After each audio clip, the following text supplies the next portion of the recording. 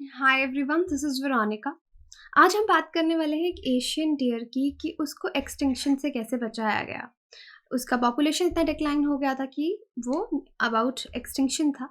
कैसे conservation efforts डाले गए ये हम डिटेल में डिस्कस करेंगे। आपकी कोई भी क्वेरी हो आप मुझसे कनेक्ट कर सकते हैं सोशल मीडिया पे, because I feel together we can make a huge difference, चाहे फेसबुक पे, इंस्टाग्राम पे या टेलीग्राम पे। पीडीएफ जो है वो आपको सिर्फ और सिर्फ मेरे टेलीग्राम चैनल पे ही मिलेंगे। अब देखिए, एशियन डियर का कमबैक जो है वो भी एक्सटिंक्शन से, कि एक्सटिंक्ट होने वाला था, ये चाइना की कंजर्वेशन के लिए एक रेयर सक्सेस है। क्योंकि रेयर सक्सेस इसलिए कहा गया है कि यूजुअली चाइना कंजर्वेशन पे बहुत ज़्यादा एफर्ट्स नहीं डालता, बट चाइना को काफ़ी समय से क्लाइमेट चेंज के लिए, कंजर्वेशन एफर्ट्स के लिए क्रिटिसाइज़ भी किया जाता है कि वो बहुत बहुत रेयर कुछ स्पीशीज़ पे, फ्लैगशिप स्पीशीज़ पे ध्यान देते हैं, बाकी की स्पीशीज़ पे ध्यान नहीं देते। But then comes this Asian deer का सक्सेस, इसलिए इसको एक रेयर सक्सेस कहा गया है। पेरी डेविड्स डियर ये डिसअपियर होने वाला था। पेरी डेविड्स डियर इसका पूरा नाम है, जैसे एशियन डियर का माइलू डियर भी बोला जाता है। कि एंड ऑफ 19th सेंचुरी में ये डिसअपियर होने वाला था क्योंकि लोग इसको हंट करते थे इसके मीट के लिए। और दूसरा, जो इसका हैबिटेट है, वेटलैंड एरियाज़ में इसका हैबिटेट रहता है, तो वो हैबिटेट भी डिग्रेड हो रहा था। तो दो रीज़न सबसे ज़्यादा थे। एक तो इसका हैबिटेट डिग्रेडेशन हो रहा था, वेटलैंड्स ख़त्म हो रहे थे, और दूसरा कि इसको मीट के लिए हंट किया जाता था। अब इसकी एक्स्ट्रा ऑर्डनरी टेल सर्वाइवल की कि कैसे ये एक्सटिंक्शन से बाहर आया। अब ये स्टोरी शुरू होती है कि कुछ डियर्स को स्मगल कर दिया गया था यूरोप में। वॉर टाइम की बात है कि वॉर टाइम पे यहाँ से कुछ डियर्स को स्मगल करके यूरोप ले गए, और वहाँ पे वॉर टाइम बॉम्बिंग रेड्स हो रही थी, और फिर इसको बाद में किसी तरह से चाइना को एज अ गुडविल जेस्चर फिर से लौटाया गया। तब तक इसकी पॉपुलेशन वहाँ पे सेवरल थाउजेंड में इंक्रीज़ हो चुकी थी। अब इस पेरे डेविड्स डियर के बारे में जानो। माइलू डियर या फिर इसको एलाफोरस डेविडियानस और पेरे डेविड्स डियर कहा जाता है। इसको क्लासिफाई किया गया है चाइना ने, China's first class state protection. यानी जिस तरह से हमारे यहाँ पे हम wild life protection act schedule 1 schedule 2 में एनिमल्स को प्रोटेक्ट करते हैं, इस तरह से चाइना ने इसको फर्स्ट क्लास स्टेट प्रोटेक्शन का स्टेटस दे रखा है। ये एनिमल थोड़ा डिफरेंट है, डियर है, लेकिन डियर से दिखने में थोड़ा सा अलग लगता है। इसके जाइंट एंटलर्स हैं, जिस तरह से आप देख सकते हैं, बड़े बड़े इसके ये सींग हैं। और इसका हेड जो है, अगर आप देखेंगे तो आपको एक हॉर्स की तरह नज़र आएगा। इसकी टेल जो है वो आपको डंकी की तरह नज़र आएगी। और इसके जो हूव्स हैं, पाँव हो गए, या फिर जो ये एरियाज़ हैं इसके, ये आपको एक काऊ की तरह नज़र आएंगे। इसलिए चाइनीज़ कॉल इट साइबोक्सियांग, जिसका मतलब होता है like none of the four. इनमें से ना वो प्रॉपरली हॉर्स है, ना डंकी है, ना काऊ है। तो कुछ कुछ फीचर्स उसके इसलिए थोड़ा सा दिखने में कि बाकी डियर्स से अलग है। इसकी टेल में टैसल है, यानी लास्ट में जैसे बाल होते हैं, पहले टेल आती है और नीचे इस तरह से टैसल्स होते हैं। तो टेल में टैसल है एंड में। और डियर्स के हिसाब से इसकी टेल काफ़ी लंबी है। मेल एडल्ट माइलू डियर जो है उसका head and body length 2 metre तक होता है, और ये 1.5 मीटर्स टॉल होता है अगर आप इसके शोल्डर से देखेंगे। 80 सेंटीमीटर लॉन्ग एंटलर्स हैं इसके, एकदम फोक जैसे आपको इसके लंबे लंबे एंटलर्स, बड़े एंटलर्स दिखेंगे। और पॉइंट्स एक्सटेंडिंग बैकवर्ड्स, और जो एंटलर्स के पॉइंट्स हैं वो बैकवर्ड्स हैं।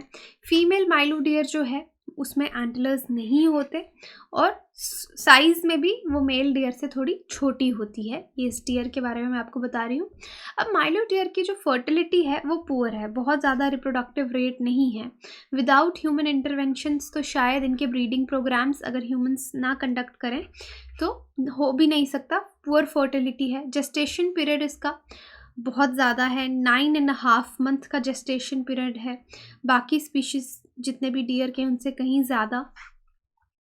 और मेल डियर जो एंटलर्स ग्रो करते हैं, male deer sees its antlers grow and start forking at the age of 2, and the antlers are fully grown when it turn 6। तो एंटलर्स इनके ऑलमोस्ट 2 साल से ग्रो होने शुरू हो जाते हैं, और जब तक 6 साल का ये डियर होता तब तक इसके फोक जो एंटलर्स हैं वो पूरी तरह से ग्रो हो जाते हैं। मेल जैसे अब फीमेल को इम्प्रेस करने के लिए या कंपटीशन में बाकी एनिमल्स के साथ फाइट में आएगा अपने ही स्पीशीज़ के, तो रियल फाइट्स इनकी and the only winner can join group of females. तो जैसे फीमेल्स को इम्प्रेस करने के लिए फ़ाइट होती है, तो सिर्फ जो विनर होता है वही फीमेल्स का ग्रुप ज्वाइन कर सकता है। तो इस तरह की बाकी एनिमल्स में भी, बर्ड्स में भी आप देखते हैं ये फाइट्स, एनिमल्स में ये फाइट्स रहती हैं। तो इस तरह से इनकी स्पीशीज़ में भी ये फाइट्स होती हैं। अब जो आर्कियोलॉजिकल स्टडीज़ हैं जो माइलू डियर के बारे में बताती हैं, जो चाइना में सबसे पहले आपको मिली, वो 2 मिलियन ईयर्स पुरानी है, 2 मिलियन ईयर्स अगो। और बहुत ही आपको ऐसे देखने में पता चलेगा कि काफ़ी डिस्पर्स थे ये लैंड में, काफ़ी जगह पाए जाते थे। टोटल अमाउंट जो माइलू डियर की बोन्स का है, जिनको आज तक आर्कियोलॉजिकल सर्वे ने निकाला है, अन्यांग सिटी, हेनान प्रोविंस, वो 10,000 से 4,000 साल पुराने हैं, जो कि आपको फार्म पिग्स में जिस तरह से मिलते हैं, तो बहुत जगह से आपको इनके बोन्स मिले होंगे।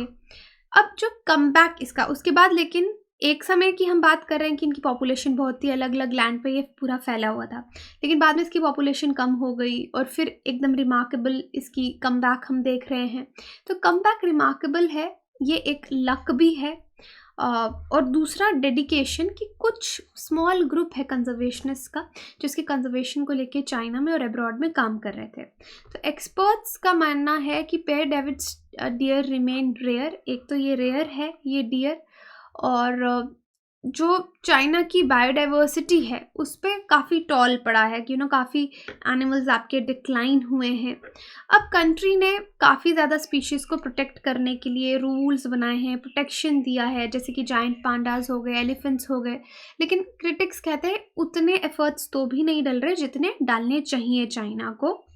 1970 से 2010 तक ऑलमोस्ट चाइना के जो लैंड बेस्ड वर्टिब्रेट्स हैं वो बहुत ज़्यादा वैनिश हुए हैं, उनको किसी ने कंजर्व करने की कोशिश नहीं की है। 1970 से 2010 की बात हम कर रहे हैं, ये कंजर्वेशन चैरिटी WWF का मानना है। तो जैसे मैं आपको बता रही हूँ कि चाइना बहुत ज़्यादा इंटरेस्ट नहीं लेता है। अब ये क्यों हुए थे डिसअपियर, ऑलरेडी मैं आपको 2 रीज़न बताया। यहाँ पे देखिए एक कुछ रीजंस आपको नए मिलेंगे। मैंने हंटिंग और हैबिटेट डिग्रेडेशन आपको बताया था, यहाँ पे माइनिंग भी है, लॉगिंग भी है, ये डायरेक्टली रिलेटेड है कि आपका वेटलैंड्स जो है, हैबिटेट है, वो डिग्रेड हो रहा है। फिर चाइना का पुअर क्लाइमेट रिकॉर्ड, उससे भी एनिमल्स को बहुत फ़र्क पड़ रहा है। अब इस डियर का नाम कैसे आया? डियर का नाम पड़ा है पेरे आर्मेंड डेविड। ये एक फ्रेंच मिशनरी थे और एक जूलॉजिस्ट थे, जिनको माना जाता है कि पहली बार इस डियर को जिन्होंने स्पॉट किया था, इसके ग्रुप को बीजिंग में जब वो हंटिंग कर रहे थे, तो उनके नाम पे इसको नाम दिया गया है। 1895 में a flood nearly wiped them out, एक फ्लड से इनकी पॉपुलेशन बिल्कुल ख़त्म हो गई थी, और 5 साल के बाद हंटिंग ग्राउंड को, वॉर का समय था उस समय, तो जर्मन ट्रूप्स ने पूरा घेर लिया था जो इंडियंस को मारते थे और इनका मीट खाते थे, और इससे चाइना से इनका पॉपुलेशन ऑलमोस्ट एक्सटिंक्ट हो गया था। लेकिन जैसे मैंने आपको बताया शुरू में कि इन क्रिएचर्स को स्मगल किया गया यूरोप में, जहाँ पे ब्रिटिश पॉलिटिशियन हर्ब्रैंड रसेल ने बर्लिन जू से इनको लिया था। फिर उन्होंने इनकी प्राइवेट अपने एस्टेट में इनकी ब्रीडिंग करवाई। कई बार उनको मूव करना पड़ा क्योंकि वर्ल्ड वॉर 2 का टाइम था, वो प्रोटेक्ट करना चाहते थे कि बॉम्बिंग रेट से ये एनिमल्स बचे। तो जितने भी पेरी डेविड्स डियर अलाइव थे, वो सब डिसेंडेंट्स हैं इस ग्रुप के, जो कि यूरोप में जिनको ब्रीड करवाया गया। चाइना से तो आप मान लीजिए कि एक्सटिंक्ट हो गए थे। तो यही सीक्रेट था यहाँ पे इसकी कंजर्वेशन का, कि कुछ कंजर्वेशनिस्ट चाइना के स्मॉल ग्रुप ऑफ देम जो इसको कंजर्व करना चाहते थे, लेकिन मोस्टली ये आपके वही आज डियर्स बचे हैं जो कि यूरोप में जिनको ब्रीड कराया गया। तो अनटिल 1985 ये क्रिएचर्स फिर से चाइना भेजे गए। 85 के बाद फिर से एज अ गुडविल जेस्चर, 22 को गुडविल जेस्चर में नेगोशिएशंस ब्रिटेन के साथ हुई, उन्होंने भेजा इनको वापस से चाइना में। और today they are back in imperial hunting ground south of Chinese capital, where about 200 animals happily frolic in mud by the side of lake in semi-wild conservation site.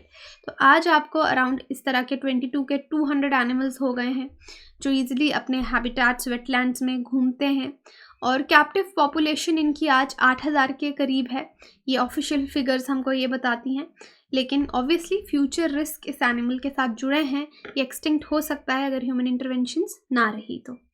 यही आज हमने जाना इस एशियन डियर के बारे में, माइलू डियर या फिर पेरी डेविड्स डियर आप कह सकते हैं।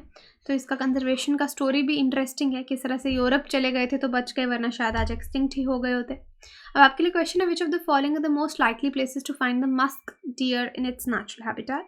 Escort wildlife sanctuary, Gangotri national park, Kishanpur wildlife sanctuary, Manas national park. आप मुझे कमेंट सेक्शन में सही आंसर बता सकते हैं, वरना टेलीग्राम पे पोल पे आपको सही आंसर मालूम चल जाएगा। बाकी आप हमारी वेबसाइट विजिट कर सकते हैं, एप्लीकेशन डाउनलोड कर सकते हैं कोर्सेज़ की जानकारी के लिए। बहुत सारे स्मार्ट कोर्सेज़ EMI पे भी अवेलेबल हैं। स्क्रीन पे जो नीचे नंबर दिया उस पर कॉल करके आप सारी जानकारी डिटेल में ले सकते हैं। Thank you so much.